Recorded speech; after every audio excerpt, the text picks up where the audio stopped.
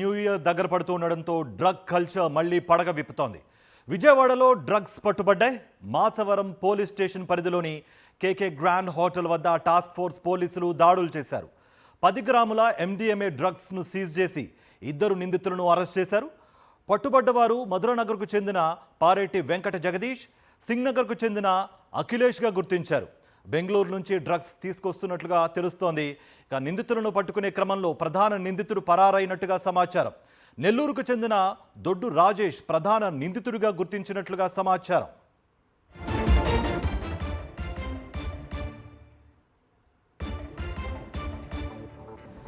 ఇదే అంశానికి సంబంధించి మరింత సమాచారం మా ప్రతినిధి సురేంద్ర అందిస్తారు. సురేంద్ర, ఇప్పటి వరకు చూసుకుంటే పోలీసుల నిఘా వ్యవస్థ అనేది ఫెయిల్యూర్ అవుతోంది డ్రగ్స్ విషయంలో అన్నట్టుగా కూడా ఇప్పటి వరకు టాక్ నడిచింది. ఇప్పుడు బెంగళూరు పక్క రాష్ట్రాల నుంచి కూడా డ్రగ్స్ అధిక మొత్తంలో వస్తున్నాయి, పోలీసులు సీజ్ చేస్తున్నారు, దానికి అడ్డుకట్ట పట్టం లేదు. దీనికి సంబంధించి ఇటు సామాన్య ప్రజల నుంచి ఎలాంటి రియాక్షన్స్ వస్తున్నాయి? మీ దగ్గర ఎటువంటి సమాచారం ఉంది?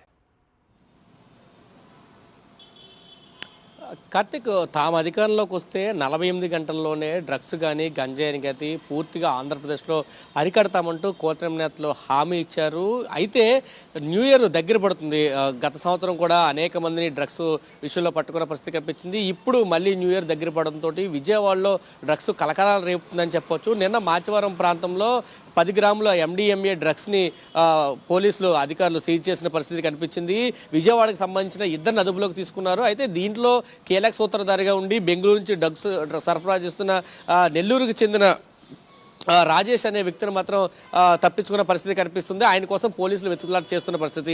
31వ తేదీ రాత్రి నుంచి ఇక్కడ పార్టీలు కొనసాగుతాయి, సెలబ్రేషన్స్ కొనసాగుతాయి 31st నైట్కి. దీనికి సంబంధించి పూర్తిగా యువతను మత్తులో దింపడానికి ఒక ముఠా కూడా దిగినట్టు తెలుస్తుంది. వాళ్ళ ఆధ్వర్యంలోనే పూర్తిగా డ్రగ్స్ అన్ని కూడా విజయవాడకి సరఫరా అవుతున్నట్లయితే అనుమానాలు కూడా వ్యక్తం చేస్తున్నారు. ఇప్పటికే గంజాయి విపరీతంగా పెరిగి ఆంధ్రప్రదేశ్లో అనేక దారుణ ఘటనలు జరుగుతున్న పరిస్థితి కనిపించింది. ఇప్పుడు 31st నైట్ ఏ విధంగా ఉండబోతుందా అని ఒక ఆందోళన కూడా ప్రజల్లో నెలకొందని చెప్పొచ్చు. ఇప్పటి వరకు కూడా 31st నైట్ సెలబ్రేషన్స్ అంటే హైదరాబాద్ లేదా బెంగళూరు ఇతర ప్రాంతాల్లో డ్రగ్స్ అనేది జనరల్గా యువత ఎక్కువగా తీసుకుంటారనేది ఇప్పటికి వాతావరణం. కానీ ఆంధ్రప్రదేశ్లో ఏర్పడిన తర్వాత ఇప్పుడు ఈ 31st నైట్ అంటే కొంచెం భయాందోళనకు గురయ్యే పరిస్థితి అయితే ఆంధ్రప్రదేశ్లో కనిపిస్తుందని చెప్పొచ్చు. ఎందుకంటే డ్రగ్స్ ఇప్పుడు దొరకడంతో 31st నైట్కి ఏ విధంగా ప్లాన్ చేశారు, ఎక్కడి నుంచి డ్రగ్స్ వస్తున్నాయా యాంగిల్లో కూడా పోలీసులు ఇప్పటికే విచారణ చేస్తున్న పరిస్థితి కనిపిస్తుంది. బెంగళూరు నుంచి పెద్ద ఎత్తున డ్రగ్స్ రావడం విజయవాడ కేంద్రంగా, ఎందుకంటే విజయవాడ పండిట్ నెహ్రూ బస్టాండ్ కానీ రైల్వే స్టేషన్ ఇక్కడి నుంచి ఇతర ప్రాంతాలకి ఎక్కువ మంది వెళ్ళే అవకాశం ఉంటుంది. కానీ ఈ ప్రాంతాల్లో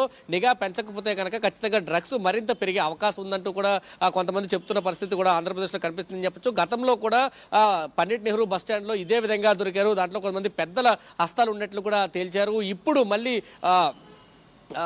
డ్రగ్స్ దొరకడంతో కొంత కలకలం రేగిందని చెప్పొచ్చు. 31st నైట్ని టార్గెట్ చేసుకొని న్యూ ఇయర్ సెలబ్రేషన్స్ని టార్గెట్ చేసుకొని పూర్తిగా డ్రగ్స్ని ఏర్లే పారించేందుకు ఆంధ్రప్రదేశ్లో కొంతమంది ముఠా పనిచేస్తున్నారు.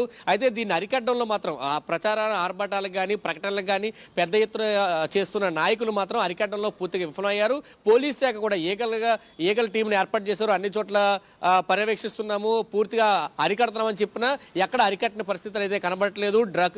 డ్రగ్స్ కానీ గంజాయికి సంబంధించి రీసెంట్గా జరిగిన ఒక బాలుడు 10 రూపాయలు ఇవ్వలేదండి గంజాయి మొత్తంలో ఒక వ్యక్తిని కూడా చంపిన ఘటన కూడా విజయవాడ నగరంలో చోటు చేసుకుంది. డ్రగ్స్ను అరికట్టకపోతే కనుక ఆంధ్రప్రదేశ్ మరింత ఛిద్రమయ్యే అవకాశం ఉందంటూ ప్రజలైతే భయాందోళన చెందుతున్న పరిస్థితి కనిపిస్తుందని చెప్పాలి. Karthik, thank you Surender.